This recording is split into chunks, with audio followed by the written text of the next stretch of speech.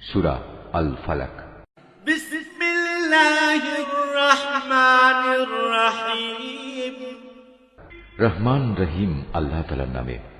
কুল আউযু বিরাব্বিল ফালাক। হে নবী, তুমি বলো, আমি উজ্জ্বল প্রভাতের মালিকের কাছে আশ্রয় চাই।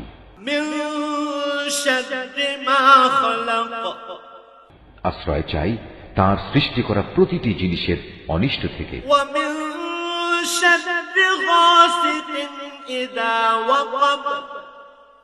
আমি আশ্রয় চাই রাতের অন্ধকারে সংঘটিত অনিষ্ট থেকে, বিশেষ করে যখন রাত তার অন্ধকার বিছিয়ে দেয়। ওয়া মিন শাররিন নাফাসাতি ফিল উকাদ।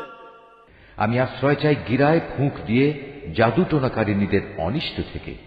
ওয়া মিন শাররি হাসিদিন ইযা হাসাদ।